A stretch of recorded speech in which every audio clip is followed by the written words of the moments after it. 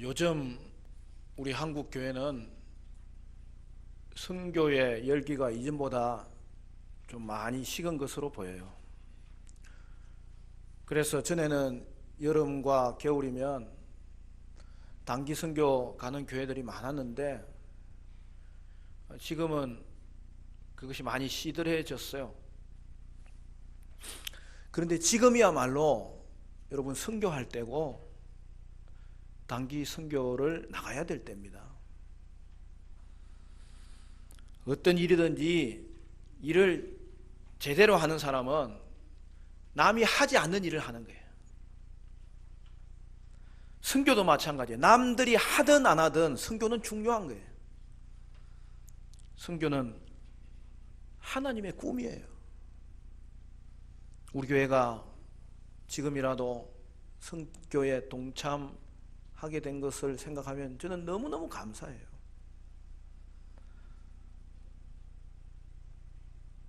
선교는 하나님이 주관하시는 사역이에요.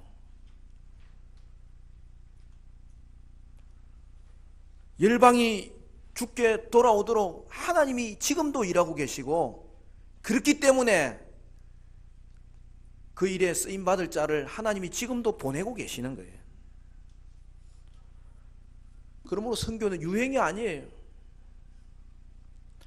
하나님의 마음이 있는 곳에 우리의 마음도 머물러야 되겠는데, 그래서 그 하나님의 마음이 있는 그 자리에 우리도 나가는 것, 그게 선교예요. 그래서 지금은 선교할 때입니다. 성도는 하나님의 꿈을 자신의 꿈으로 가진 자를 말하는 거예요. 그래서 성도는 언제나 꿈꾸는 자예요. 성도는 하나님의 꿈을 쫓아가는 자예요. 사랑하는 성도 여러분, 우리 교회는 하나님의 꿈이 우리의 꿈이 되고, 이 땅 머무는 동안에 하나님의 꿈을 쫓아서 꿈꾸는 자로 이 땅 가운데 살아가는 은혜가 있게 되시기를 간절히 바랍니다. 예루살렘 교회에 큰 핍박이 왔어요.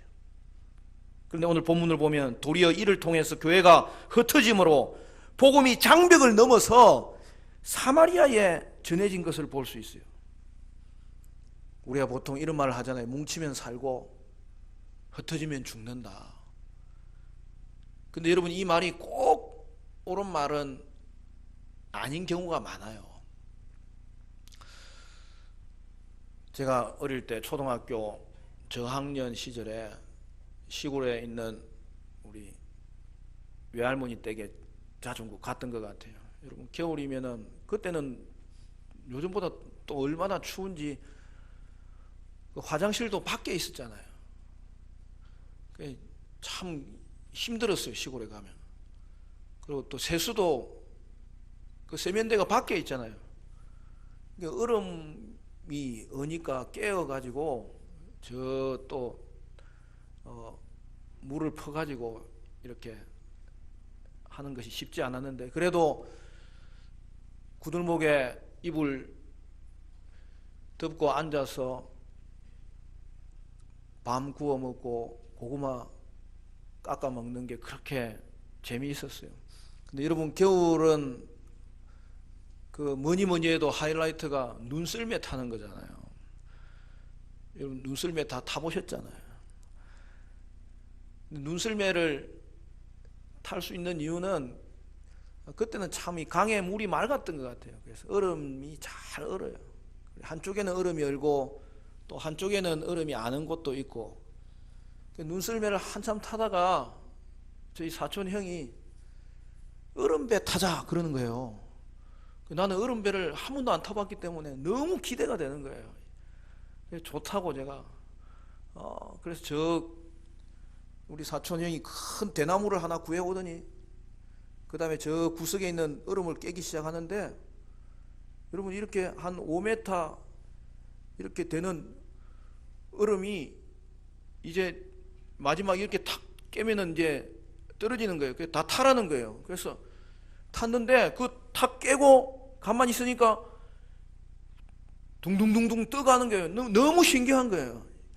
근데 가다가 기울어져 가지고 빠져 죽을 뻔했어요. 그때 우리 사촌 형이 하는 말이 뭐냐면, 야, 모이지 마, 흩어져, 그러는 거예요. 그래 우리가 한 곳에 모여 있다가 다 빠져 죽을 뻔했죠. 여러분, 얼음배를 타면은요, 모이면 죽어요. 그럼 기울어지는 거예요. 사방으로 흩어져 가지고 딱 균형을 잡으니까 또 얼마나 배가 잘 나가는지. 그래서 제가 그날 참 귀한 진리를 배웠어요. 얼음배의 철칙은 흩어지면 살고 모이면 죽는다. 근데 여러분, 그게 생각보다 중요한 원리로 작동되는 분야가 많아요.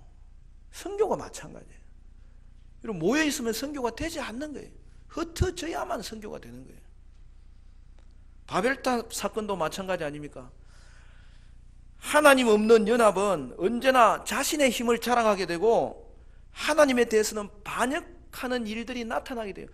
근데 신기한 것은요, 하나님의 이름으로 모였던 장소라도 모여만 있을 때에는 거기에 이기심이 발동하고요, 거기에 분열이 생기는 것을 늘 목격합니다. 오순절 성령 강림으로 이 땅에 교회가 세워졌어요. 첫 교회에 놀라운 부흥의 역사가 일어났어요. 베드로가 설교하니까 하루에 3,000명도 돌아오고 5,000명도 돌아오고 예루살렘 교회는 큰 교회가 된 것입니다. 그런데 평화의 시기가 잠시였어요. 그 뒤에 시기하였던 유대인들이 박해를 하기 시작하는데 결국 서대반이 순교를 합니다. 그 결과가 무엇입니까? 오늘 1절 말씀에 우리 같이 한번 읽어볼까요? 1절 시작. 사울은 그가 죽임당함을 마땅히 여기더라. 그날에 예루살렘에 있는 교회에 큰 박해가 있어 사도 외에는 다 유대와 사마리아 모든 땅으로 흩어지니라. 무슨 일이 일어났어요? 여기 주목되는 구절은 흩어졌다는 거예요. 3절을 보니까 사울이 교회를 잔멸했다. 이 말은 바퀴벌레 잡듯이 샅샅이 뒤져서 없애버리려고 한 거예요. 이 교회의 위기 속에서 교회는 유대와 사마리아로 흩어졌습니다. 그런데 여러분, 성경 구절이 하나 생각나지 않아요? 사도행전이 시작할 때 1장 8절에 뭐라고 되어 있어요? 오직 성령이 너희에게 임하시면 너희가 권능을 받고 예루살렘과 온 유대와 사마리아와 땅끝까지 이르러 내 증인이 되리라 하시니라. 여러분, 예루살렘 교회에 핍박이 있음으로 인하여 흩어졌는데, 그런데 도리어 그것으로 인하여 이 말씀이 성취되는 거예요. 흩어진 성도들은 어떻게 합니까? 사마리아에서 복음을 전한 거예요. 여러분, 성도는 어디를 가든지 복음을 전하고 교회를 세우는 거예요. 흩어진 성도들을 통하여 사마리아의 복음이 증거된 거예요. 여러분, 복음은 원래부터 유대인만의 것이 아니잖아요. 처음 예수를 믿은 사람은 유대인입니다. 유대인은 귀한 존재예요. 처음 제자들은 다 유대인이에요. 유대인은 귀한 존재예요. 그러나 복음은 유대인들만을 위한 것이 아니고 우리 주님께서는 유대인들을 통하여 하나님 나라가 시작되고 이제 그들을 통하여 하나님 나라가 열방 가운데 확장되기를 원하셨던 것이죠. 그런데 예루살렘 교회는 예수를 믿고 나서도 한참 동안은 유대주의 그 선민 사상에 계속 머물러 있었던 것으로 보여요. 그러나 복음은 모든 믿는 자에게 구원을 주시는 하나님의 능력이 되기 때문에 그 성격상 머물러 있을 수가 없는 거예요. 오늘날 여러분, 세계적으로 알려진 종교들이 여럿 있잖아요. 그 중에서 세계적으로 편만하게 분포되어 있는 종교는 기독교밖에 없어요. 이슬람교는 90%가 중동, 동남아시아, 아프리카, 북아프리카에 머물러 있어요. 힌두교는 인도와 그 부근에 그냥 다 모여 있어요. 불교도 약 90%가 동남아시아에 분포되어 있는 거죠. 그런데 기독교는 모든 민족 가운데 확장됩니다. 35%는 유럽과 미국을 위시한 이 북미에 분포되어 있고, 중남미의 25%가 있고, 아프리카에는 22%가 있고, 이제 마지막 급성장하는 이 아시아와 나머지 지역에 18%가 분포되어 있는 것입니다. 그러므로 여러분, 기독교는 서구 종교가 아니에요. 세계 종교인 거예요.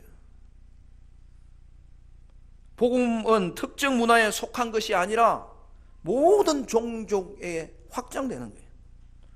그래서 우리가 잘 아는 요한복음 3장 16절은 하나님이 세상을 이처럼 사랑하셨다고 분명하게 밝히고 있잖아요. 사람들이 기독교를 서구 종교로 오해하는데, 지금 분포로 보더라도 제3국의 복음화 비율이 더 높아요. 그리고 특별히 바울이 먼저 아시아가 아닌 유럽에 보내졌고, 그들이 먼저 복음을 받아들였기 때문에 그런 일들이 일어났던 거죠.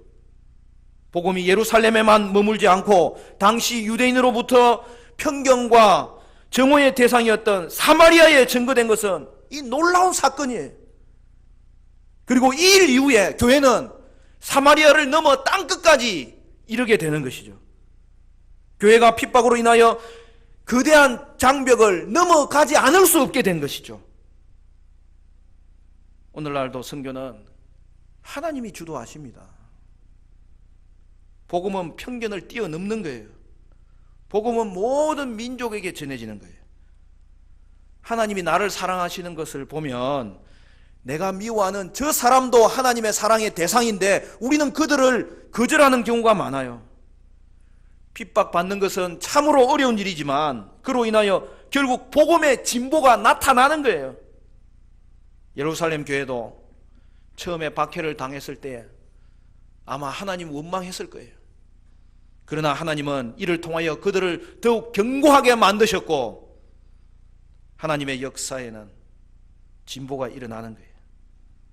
하나님이 흩으심에는 더 많은 사람들이 구원받아 하나님 자녀가 되게 하시려는 하나님의 놀라운 뜻이 담겨져 있는 거예요.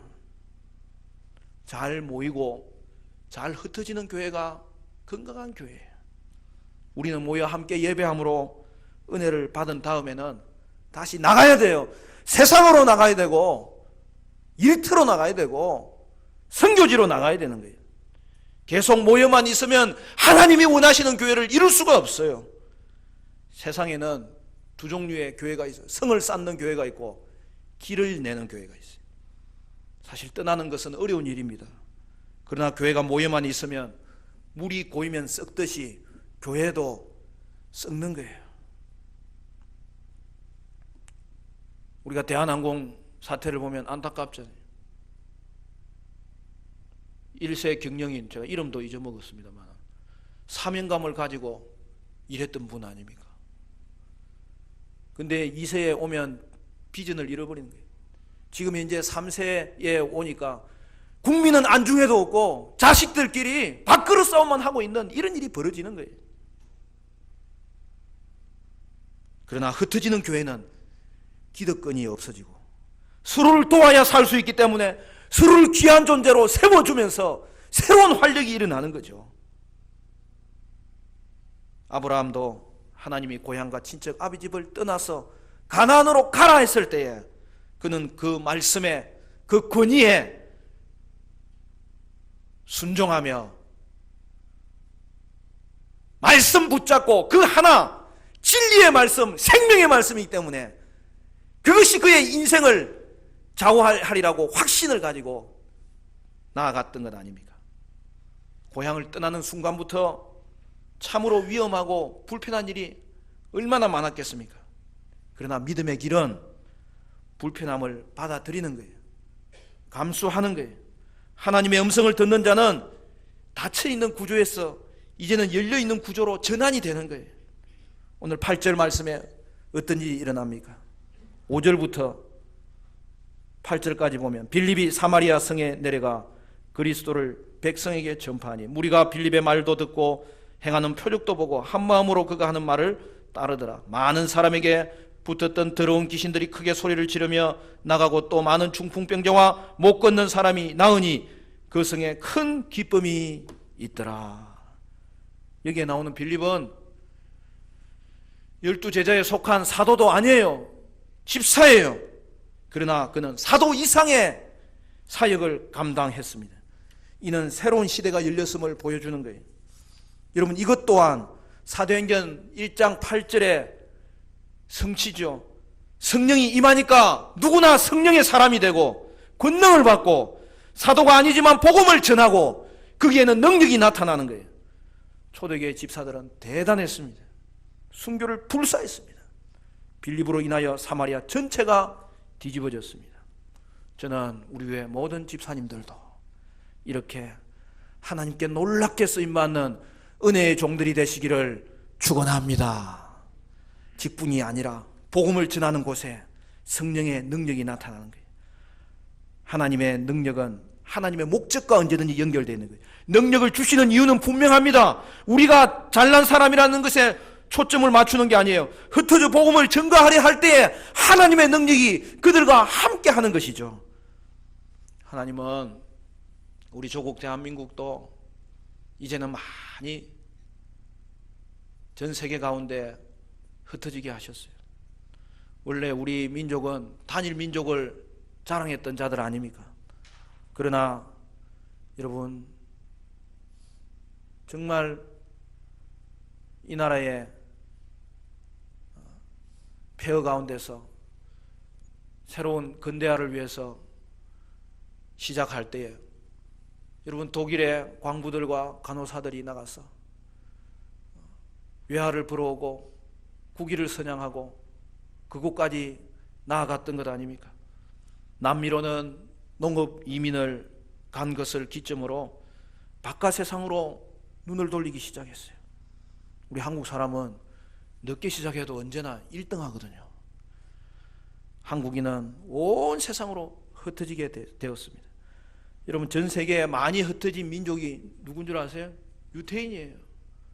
근데 그보다 더 많이 흩어진 민족이 누군 줄 아세요? 중국인이에요. 근데 그보다 더 많이 흩어진 민족이 누군 줄 아세요? 한국 사람이에요.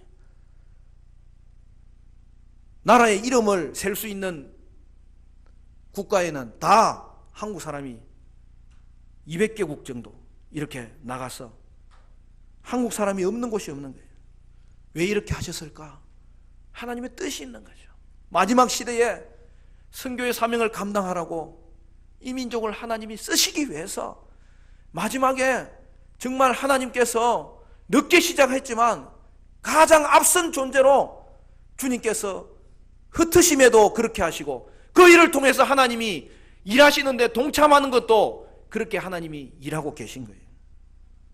여러분, 놀라운 것은 우리 민족 안에 흩어지는 정신이 들어있다는 거예요. 우리 민족이 원래 줄기가 어디예요? 우랄 알타이아 산맥을 넘어서 몽골에 거주하다가 한반도까지 온 이 유목민이에요. 하나님이 우리 민족을 이 시대에 모든 환경에 잘 적응하도록 이미 준비를 하신 거죠. 그래서 우리 모두가 선교사입니다. 교회 임명이 필요하겠지만 그것보다 더 중요한 것은 우리 모두가 하나님의 보냄받은 자이기 때문입니다. 요한복음 20장 21절에 보면 예수께서 또 이르시되 너희에게 평강이 있을지어다. 아버지께서 나를 보내신 것 같이 나도 너희를 보내노라. 부활하신 주님이 우리에게 주신 첫 번째 말씀인 거예요. 하나님은 아브라함을 부르시고 가나안으로 가라고 하셨어요. 그는 구약의 선교사예요. 그리고 하나님은 보내시는 분이고 오늘 이 땅 가운데 보냄받은 선교사는 예수님이세요. 예수님은 십자가와 부활을 통하여 저와 영혼을 구원하신 이후에 그 자리에 머물도록 하신 것이 아니라 교회를 다시 이 땅 가운데 보내시는 거예요.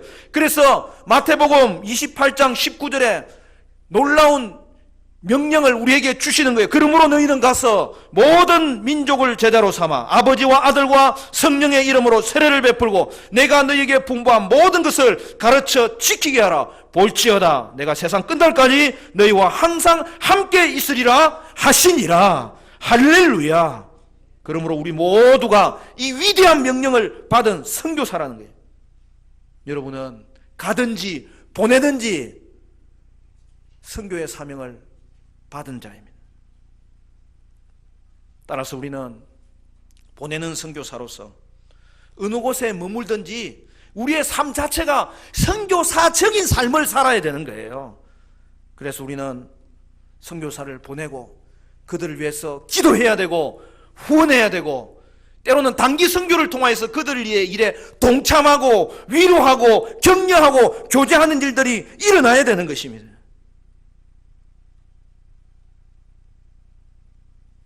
선교는 문화가 다른 지역의 복음을 전하는 거예요. 그러므로 타문화권의 첫 선교사는 바울이에요. 선교를 너무 거창하게 생각할 필요가 없어요. 선교는 그냥 삶이에요. 교회는 선교적 교회가 되어야 되고 우리의 삶은 선교자적인 삶이 되어야 된다는 사실이죠. 그래서 여러분, 되도록이면 회사에 근무할 때 해외 파견 근무 갈 일이 있으면 여러분이 다른 사람 미루지 마시고 여러분이 가세요. 출장도 자주 가세요. 또 여행도 자주 가세요. 그래서 우리가 나아가는 곳에서 기회가 닿는 대로 복음을 전하고 그곳에 복음이 심겨지도록 그 땅에서 기도하는 우리의 모든 삶이 선교적인 삶이 되어야 되는 것이에요.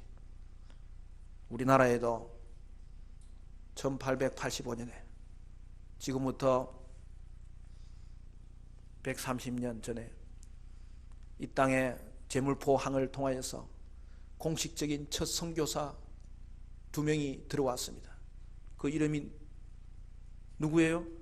언더우드 선교사님과 아펜젤러 선교사님입니다. 언더우드 선교사님은 장로교 선교사였고 아펜젤러 선교사님은 감리교 선교사였어요. 여러분, 어떤 사람은 우리나라에도 복음 전할 곳이 이렇게 아직도 많이 남아있는데 꼭 딴 나라에 가서 전해야 되냐고 생각하는데 그렇지 않습니다.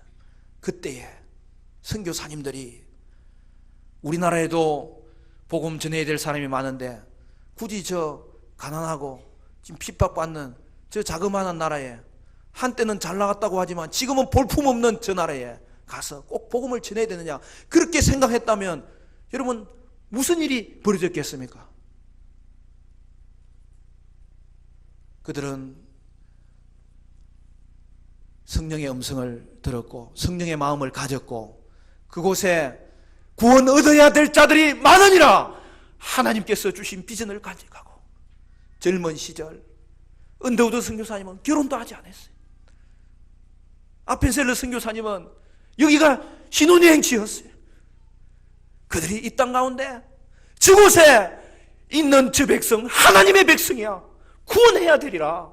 그들이 복음의 열정을 품고 젊음을 불태우면서 이곳에 와서 흑사병으로 말미암아 자녀들이 죽어가는 가운데서도 때로는 선교사가 죽고 그 아들이 그 선교를 이어받으면서 이 땅 가운데 복음을 뿌렸을 때, 복음은 언제든지 씨앗이거든요.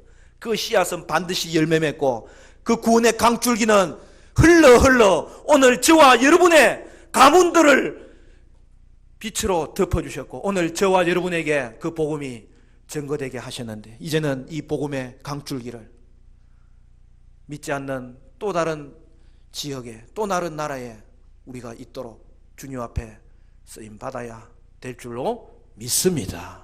오늘 선교주일을 맞이하여 다시 한 번 더, 지금도 하나님은 친히 일하시고 계시며 선교의 주관자가 되시며 열방이 주께 들어와 하나님께 예배하는 하나님의 형상이 회복되는 그 자리로 이끌고 계시는데, 우리 교회가 선교를 위해서 더 기도하고 더 후원하고 단기 선교에 참여하고 하나님의 명에 순종함으로 저와 여러분의 삶은 선교자적인 삶을 살고 우리 교회는 선교적 교회로 쓰임받는 놀라운 은혜가 있게 되시기를 주님의 이름으로 축원합니다. 축원합니다.